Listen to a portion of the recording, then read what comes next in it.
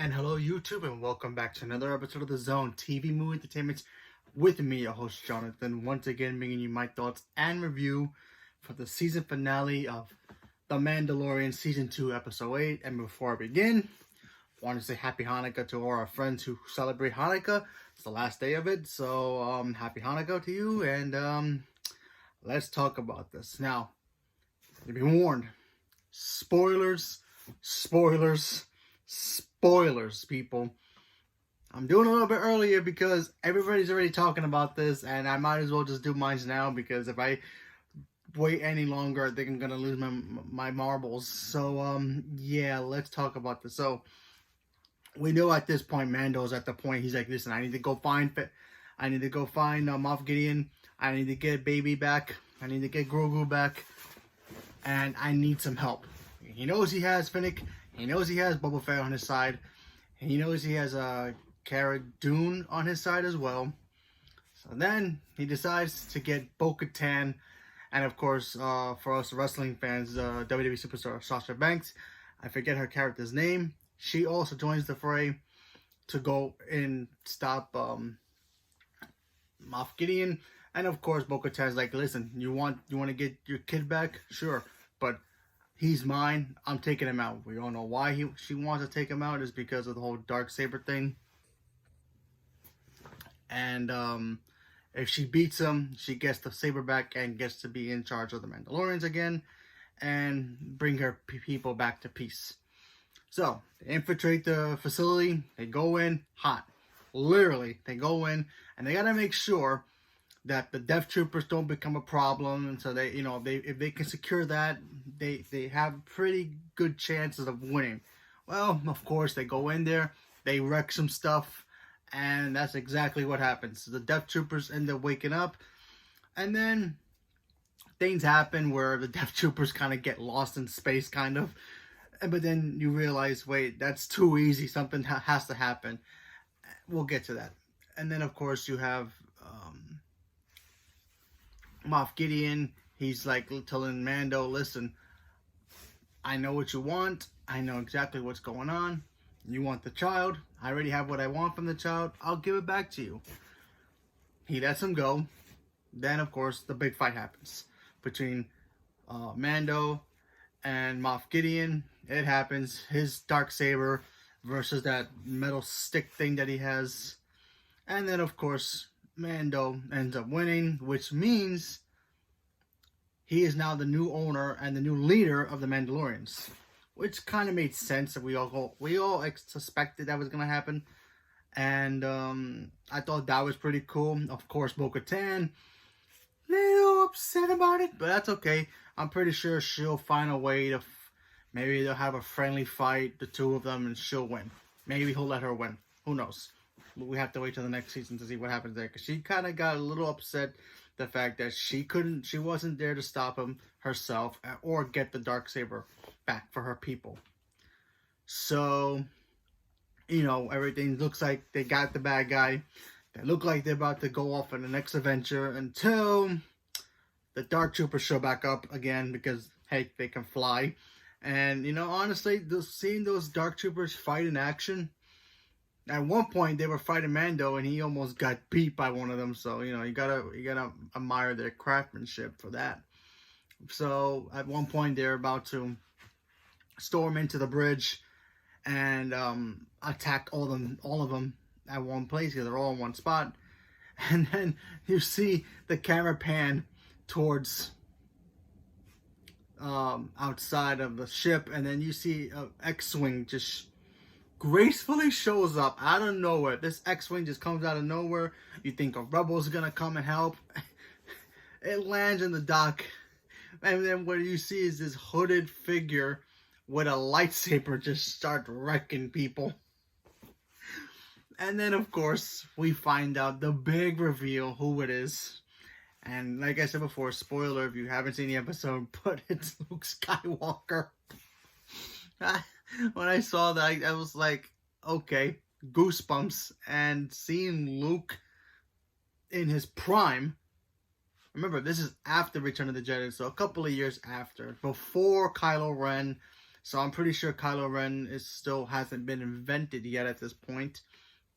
And Leia is probably still somewhere training. Well, so Luke shows up, wrecks some fools, does what he has to do, and then he gets the child back. He takes the child under his wing. Now, we do see Luke Skywalker young. The CG, it was okay. You know, at first you're like looking at him, it's like, why he looks like that? But then again, you realize that he's supposed to be younger, younger than Mark Hamill is supposed to be in this. So it kind of makes sense that he'll be a little bit younger. My guess is that this is the Luke Skywalker while he was still training Leia before Kylo Ren shows up, before he trained with Kylo Ren, before he can betray him, before he went to exile, and before he comes back and then dies, and then we know the rest. So that's how it is. That's how I think this is. And of course R2-D2 shows up as well, so that was awesome.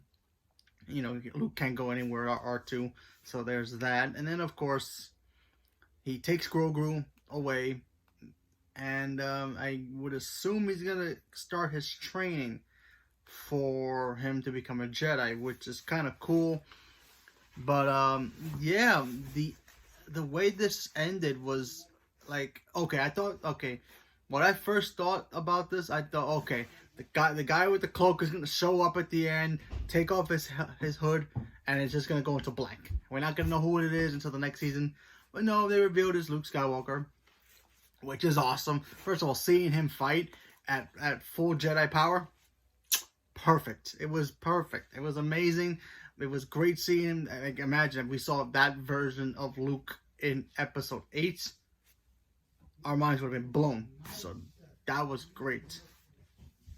So that was amazing. I enjoyed every moment of that. I went back and watched it again. Pure magic. So that was great. Then, of course, Grogu said goodbye to Mando. He took off his helmet again, so there was that.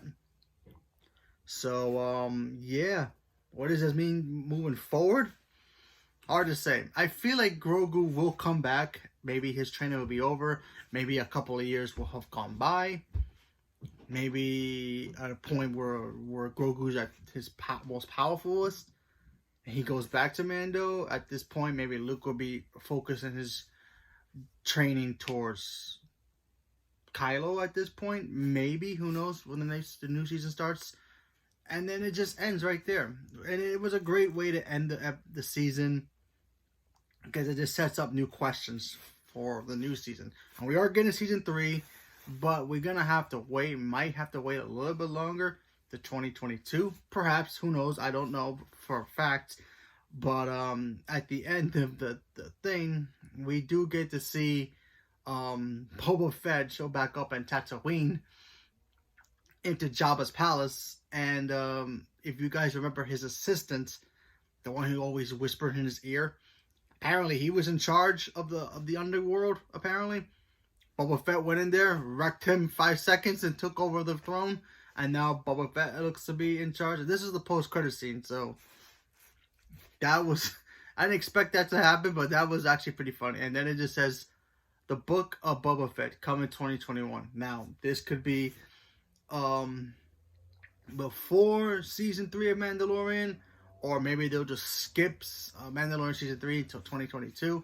Not sure, but Boba Fett will be a one-off show. I would assume it's going to show us how he got out of the Snarlack pit before he met up with Mando. How did he get out of that armor? Who helped him? What he's been doing prior to first meeting Mando and getting his armor back and all that. And then it will probably end with him at that very last scene that we just saw here in season 2 finale. So overall, I really enjoyed the season. I thought it was a lot of fun. We got to see a lot of surprises. We got to see Ahsoka for the first time live action. We got to hear Thrawn for the first time live action, which will probably be either in season 3 of Mandalorian, or now that they already announced it, Ahsoka show, we're probably going to get to see him there whenever they decide to announce that, whenever it comes out. Grogu, we know about Grogu now, his real name.